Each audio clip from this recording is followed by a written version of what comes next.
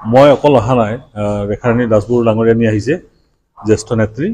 আমাৰ ৰাজ্যিক ভাৰতীয় জনতা পাৰ্টিৰ নিৰ্দেশক্ৰমে আমি আমাৰ কাৰ্যকৰ্তাসকলৰ মনৰ ভাৱ বুজ ল'বলৈ আহিলোঁ আৰু তেখেতসকলৰ যিটো অপিনিয়ন আছে, অপিনিয়নটো আমি লৈ ৰাজ্যিক সমিতিক জমা দিম। নগাঁও সমষ্টিটো আমি জিকিব লাগে। আমি আশা কৰিছোঁ যে এই সমষ্টিটো আমি জিকিম।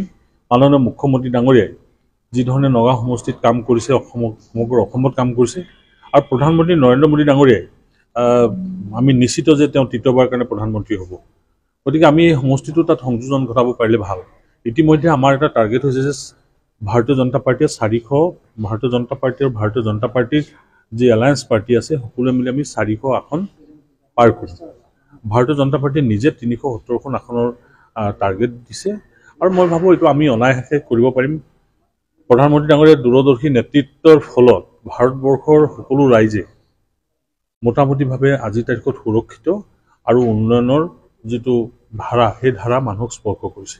গতিকে প্ৰধানমন্ত্ৰী নৰেন্দ্ৰ মোদী ডাঙৰীয়াৰ নেতৃত্বক শক্তিশালী কৰাৰ কাৰণে নগাঁও তাত যোগদান দিব, আমি আশা কৰোঁ।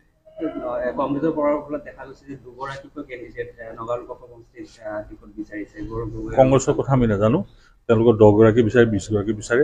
তেওঁলোকে সমষ্টিত নিজিকে যেতিয়া আমাৰ ভাবিবলগীয়া কিমানখন আসন আমিতো 14খনে বিচাৰিম, কিন্তু আমি 12খন আমি ভাবিছোঁ। তাৰ লগত আৰু যদি হৈ যায় আমাৰ ভাল হ'ব। এইবাৰ ইউডিএফেও প্ৰাৰ্থী ঘোষণা কৰিছে নগাঁও।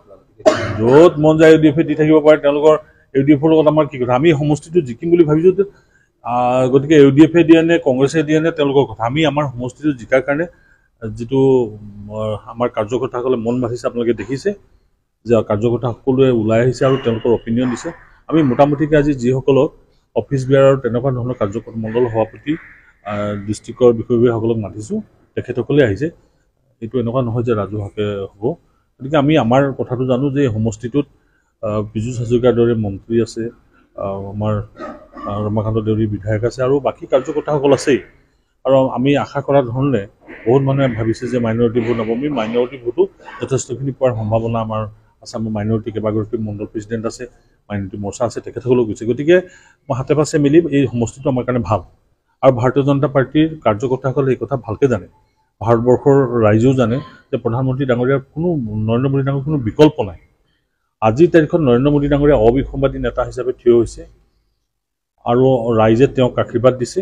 আমি আশা কৰিছোঁ যে তেওঁৰ নেতৃত্বত আমি তৃতীয়বাৰৰ কাৰণে ভাৰত চৰকাৰ